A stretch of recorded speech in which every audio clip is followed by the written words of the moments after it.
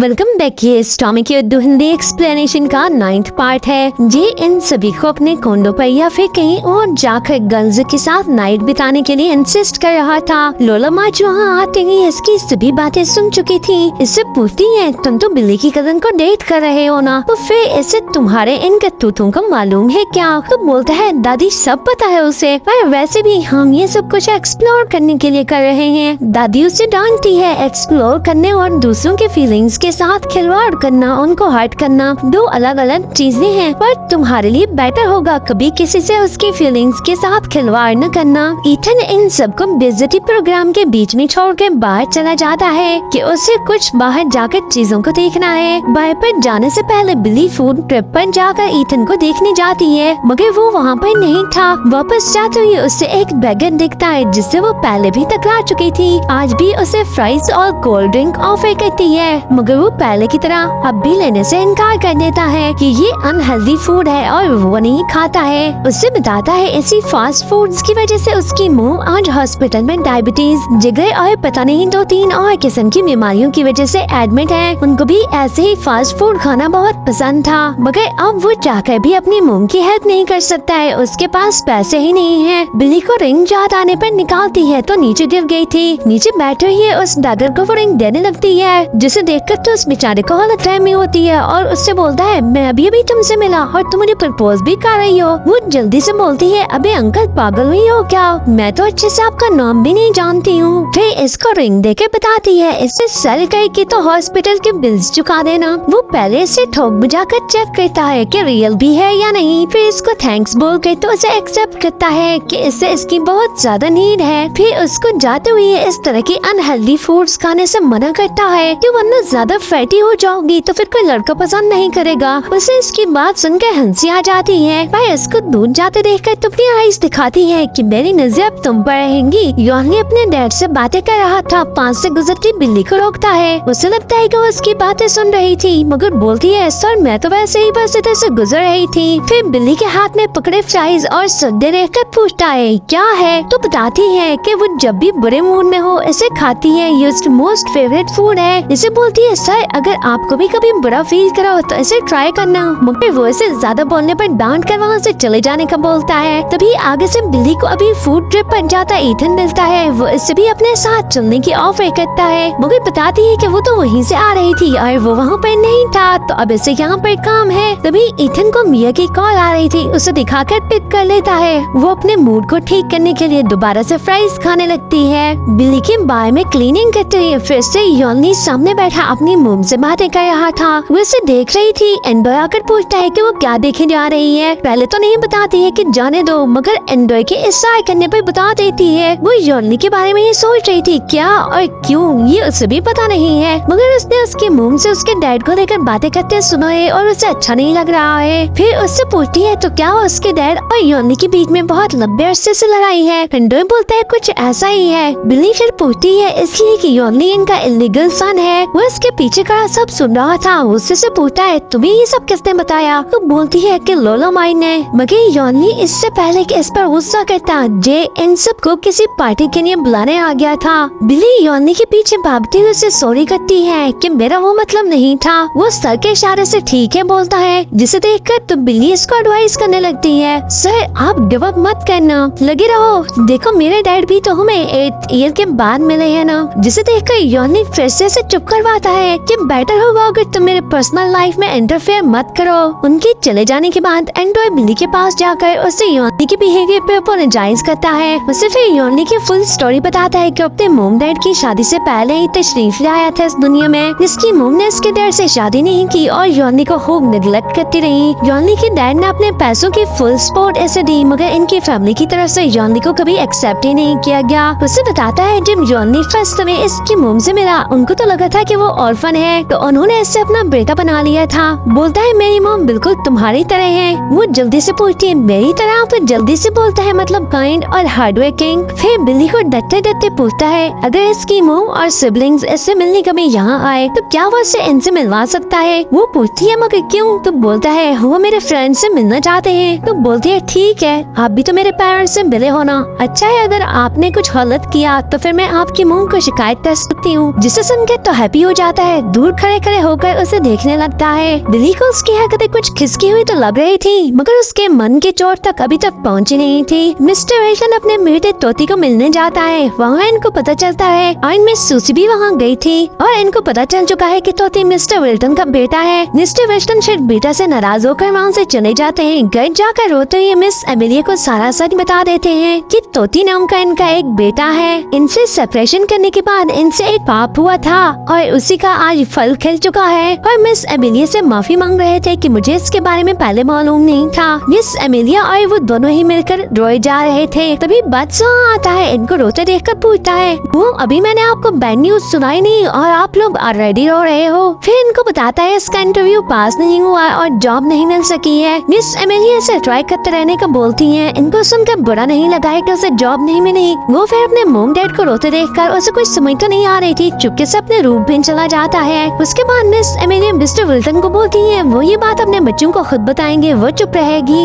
Ethan से सभी बच्चे बिली के बारे में पूछ रहे थे कि इनको इसके साथ ज्यादा मजा आता है। फिर सब मिलकर उसे इंसिस्ट करने लगते हैं कि मिस्टर हैंडसम को बिली से कोर्ट कर लेना चाहिए, दोनों एक साथ अच्छे लगते हैं। और फिर ऐसे में बिली मिस्टर हैंडसम के साथ इनको मिलने के लिए आ सकेगी। वो इनकी बातों को सुनकर हंसे जा रहा था, उसे ये सुनकर अच्छा लग रहा था। मारिको और बिली की एक थर्ड फ्रेंड काई अपने प्ले बॉय फ्रेंड से डम होने के बाद इनको वार्न कर रही थी कि ऐसे बॉय से बचकर रहना और ज्यादा सीरियस मत ले लेना, अपने प्यार के झांसे में फंसा कर छोड़ देते हैं। बिली भी उसका साथ दे रही थी कि ऐसे बैड बॉयज कभी चेंज नहीं होते हैं। मगर मारिको इनकी बातों को डिनाई करती है और इनको चैलेंज करती है कि अगर बैड बॉय को राइट गर्ल मिल जाए तो वो भी ठीक हो सकता है। बिली से पकड़ लेती है कि बेटा जी अगर तुम जे के सुधरने के बारे में सपने देख रही हो तो भूल जाओ, इस जन्म में तो वो बदलने वाला है नहीं। जिस पर मारिको भी उससे बोलती है तुम जे की फिक्र छोड़ो, मिस्टर हैंडसम यानी कि फिलहाल इथन की फिक्र करो, वो हार्ट ब्रोकन है, इनकी केयर करो। वो सुनकर इनको बोलती है मेरी लाइफ में मेरी फैमिली और सिर्फ दो ही मेन यानी कि मेरे डैड और बस ज्यादा इम्पोर्टेंट है, मुझे किसी और की नीड नहीं है। मारिको और काई बोलती है my Lord point to be noted. ये बात फिर रिकॉर्ड हो चुकी है। देखते हैं बिली घर जाती है, बादशाह से उसकी जॉब का पूछ रही थी। तभी मैं सूसी भागी भागी आकर उसे इसके इलीगल ब्रदर का बता देती है। उसके डैड ने इनसे छुपा कर रखा था। बिली मोम को पूछती क्या वो जानती थी, तो उसकी मोम सर हिलाकर फौरन से अपने रूम में चली जाती है। बिली भी मोम को फॉलो करते हुए उनके पास चली जाती है और दोनों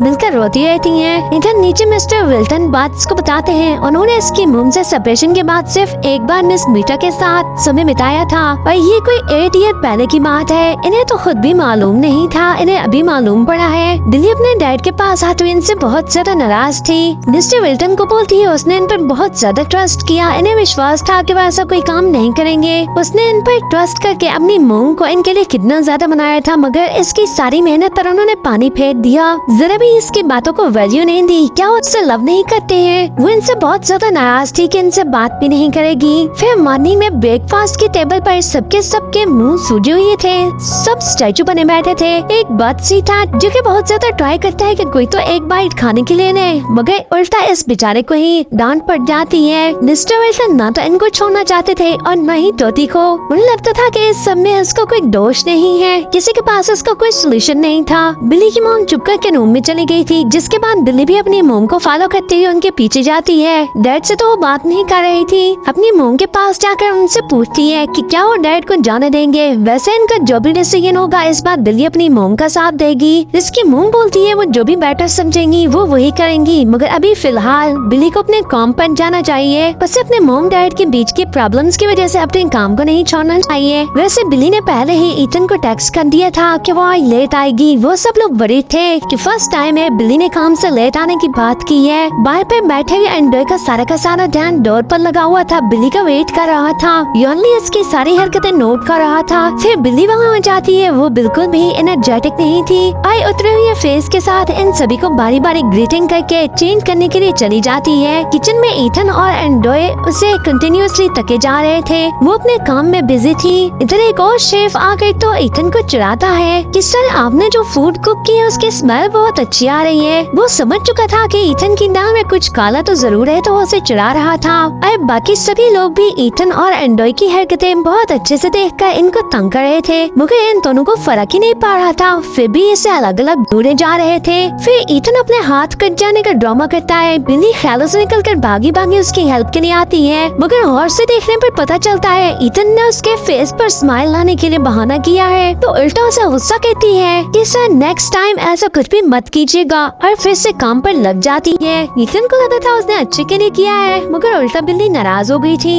जिस पर वो चुपके से किचन से बाहर चला जाता है। एंडोई बिल्ली के पास जाकर ईथन की तरफ से उसे अपोलोजाइज करता है कि उसने तुम्हारे फेस पर स्माइल लाने के लिए किया। तो एंडोई को देखकर हंसने लगती है। जी मारिको के साथ ब्रंट पर था। बातों बातों में मारिको से बिल्ली का नाम सुनकर पूछता है उसके साथ कुछ हुआ है क्या। मारिको पूछती है उसे कैसे पता। वो बताता है फर्स्ट टाइम उसने टेक्स्ट करके काम पर लेट आने को बोला है। फिर इसके बार बार पूछने पर मारिको बोलती है वो बिल्ली के इतना क्यों पूछ रहा है, इतना क्यूरियस क्यों है। जे बोलता है वो मेरे लिए काम करती है बॉस, हो मुझे पता होना चाहिए कि उसके साथ क्या हो रहा है। मारिको न चाहते हुए भी इनके अपनी प्रॉब्लम को उसे बता देती है कि हो सकता है इस प्रॉब्लम की वजह से इनके मॉम डैड फिर से अलग हो जाए। जे को सुनकर बिल्कुल भी अच्छा नहीं लग रहा था, इवन कि उसका खाना खाने को भी दिल नहीं कर रहा था। तभी मारिको की मम्मी भी वहाँ पर एंट्री मारती है, बिकॉज मारिको इनको घर से बताकर आई थी कि जे से मिलने जा रही है। मैं सोची बहुत ज्यादा एक्साइटेड थी, वो जे से मिलना चाहती थी, मगर मारिको ने इनको मना कर दिया था कि नेक्स्ट टाइम इनको मिलवाने के लिए ले जाएगी। मगर मैं सोची से सबर नहीं हुआ था, स्पाई करते हुए वहाँ पर पहुँच गई थी। जे को लगता है मारिको ने कॉल करके उसकी मोम को बुलाया है, मगर वो इनकार करती है, उसे तो पता भी नहीं है। मैं सूसी मारिको के काम में बोल रही थी, आखिर मुझे भी तो देखना चाहिए तुमने किस लड़के को सिलेक्ट किया है, क्या वो तुम्हारे काबिल है भी या नहीं। फिर मैं सूसी जे को डायरेक्ट पूछती है मेरी बेटी कैसी लगती है, इससे शादी तो करोगे ना। मारिको रोकती रह जाती है अपनी मोम को, मगर मिस सूसी कहाँ रुकने वाली थी।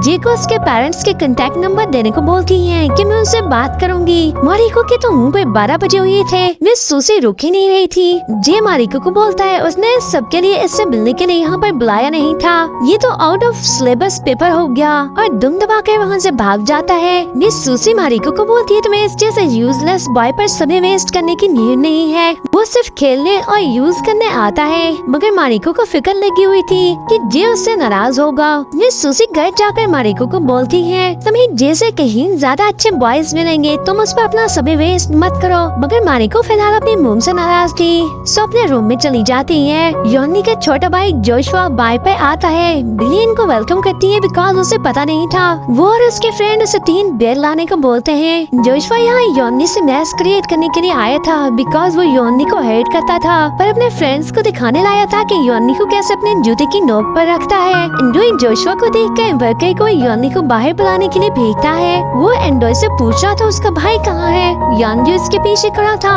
जोशुआ इसको बोलता है जगह तो बड़ी सुंदर बना ली है, जरा बताना मेरे डैड के कितने मिलियन यहाँ पर वेस्ट किए हैं। वो इससे बोलता है उसने अपनी सेविंग्स लगाई हैं, इनसे एक फूटी कौड़ी भी नहीं ली है। जोशुआ को विश्वास नहीं था उसकी बात का, उसे लगता है योनी उसे फूल बना रहा है। एंडोई उनको लड़ाई से बचाता है। योनी उसे घर जाने को बोलता है, मगर जोशुआ बैठ जाता है। बिल्ली गियर लेकर आती है, जोशुआ के हाथ लगने से गिर जाती है। योनी फिर इसे बिल्ली को डांटने से बचाता है। ईथन को किचन में इन्फॉर्म किया जाता है योनी किसी कस्टमर से फाइट कर रहा है। वो वहाँ जाकर दोनों भाइयों को अलग करता है। जोशुआ को इज्जत से चुपचाप निकल जाने को बोलता है कि वरना सिक्योरिटी को बुलाकर बाहर फेंकवा देंगे। जोशुआ के जाने के बाद बिल्ली उसको सॉरी करती है। योनी इसी पर बिगड़ जाता है, उसने कितनी बड़ी बेवकूफी की है। ईथन उसे रोक रहा था और एंडोई भी बोलता है कि बिल्ली का इसमें कोई दोष नहीं है, मगर वो फिर भी बिल्ली को डांटता है कि अगर काम पर फोकस नहीं कर सकती है तो यहाँ पर आने की उसे नीड नहीं है। और इसको बोलता है कि इस तरह की या इससे भी कहीं बड़ी जिस तरह के भी वो मिस्टेक्स करना चाहे अपने पेरेंट्स के सामने जाकर कर सकती है, मगर यहाँ पर उसे मिस्टेक्स की परमिशन नहीं है। बिल्ली उसकी बातों पर काफी ज्यादा हर्ट होती है, मगर फिर भी रोते हुए उसको सॉरी करके वहाँ दोबारा से अपने काम पर लग जाती है। ईथन उससे बोलता है उसे किसी और का गुस्सा ऐसे बिल्ली पर नहीं निकालना चाहिए, उसका फॉल्ट ही नहीं था। तभी जे वहाँ आ जाता है। इनको मारिको की मोम की स्टोरी सुनाना चाहता था, बहुत एक्साइटेड था, मगर आगे से सब बैंड मूड में खड़े थे।